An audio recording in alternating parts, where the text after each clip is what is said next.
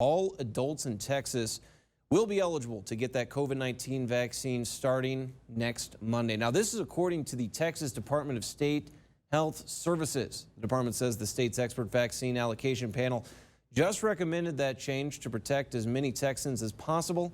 DSHS has directed vaccine providers to now prioritize people 80 years and older when scheduling appointments. The department is also planning to launch a new registration website next week. Now, that site will allow people to register for a shot through some public health providers. Of course, we'll let you know as soon as that website goes live. Here in the borderland, El Paso police say a fight between two families resulted in a shooting. It happened in the Lower Valley on Friday night. Police say 31-year-old Carlos Silva is accused of shooting 33-year-old Jonathan Jacob Rios. Now, that shooting happened on Lafayette Drive, a neighborhood between Yarborough and Lomaland. We do have video from the scene. There it is right there for you. That fight broke out when Silva and his wife were picking up his children, who were staying with their mother and Rios, who's her boyfriend. The two women began fighting, causing Silva and Rios to fight as well. Silva reportedly told police that he shot Rios in self-defense. The children's mother told police she could not remember how the fight even started. Silva's wife told investigators the attack against her was unprovoked. Police say Rios was shot twice, hospitalized, and is in the intensive care unit.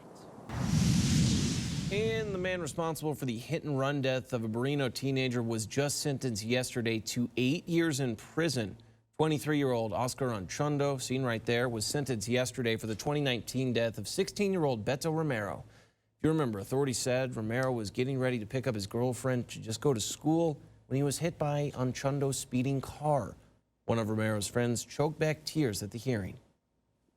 Someone as unique as Beto makes it hard to move on. To this day, I still am in shock, and I just want to believe that he's gone because I miss him, and I truly don't think anything anyone can do or say will truly heal me from this horrific experience. Romero would have turned 18 this year.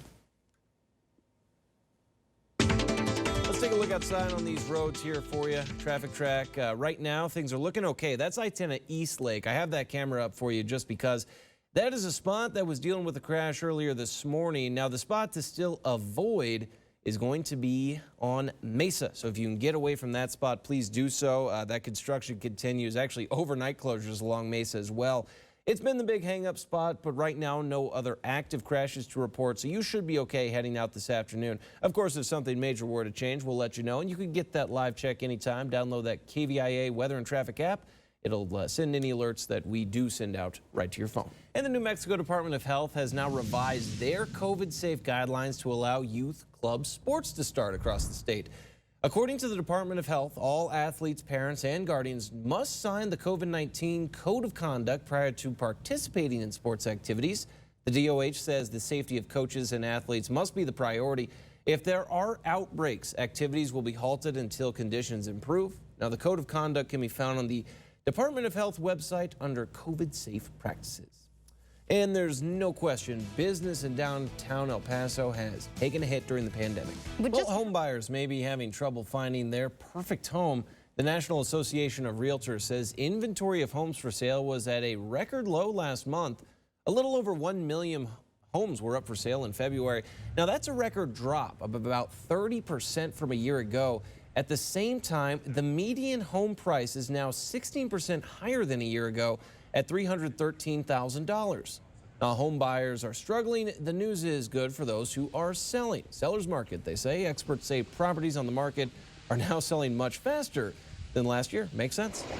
Dramatic video right there. Look at your screens. A fire swept through a sprawling Rohingya refugee camp in Bangladesh yesterday. It destroyed several shelters, endangering the lives of tens of thousands of refugees.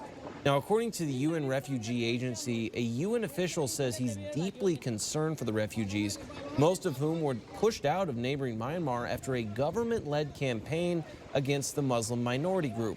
There are approximately 900,000 refugees living at that camp. The cause of that fire has still not yet been determined. Welcome back in to ABC 7 at noon. William Shatner celebrated his birthday by boldly doing what no man has done before. The Star Trek actor turned 90 years old yesterday, and he marked the occasion by teaming with Storyfile to use its artificial intelligence technology. Storyfile Life will create an interactive AI-powered video of Shatner.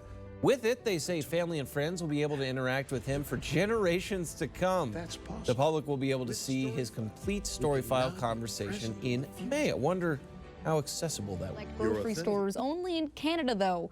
So we're out of luck. We're as out yet. of luck. It's probably for the best. You know, I'm a pretty simple guy. I don't typically mix my sauces, so I don't know really how to feel about this. You know, there's simple people like you, Nick, out there, and then there's people who want to try anything. I would try it. Why not try it once? One of them, the wasabi, maybe not. Whatever the combo there, but some of them, yeah, I'd probably at least test with some French fries. We'll have to check in with Nicole after this break and see what she has to say.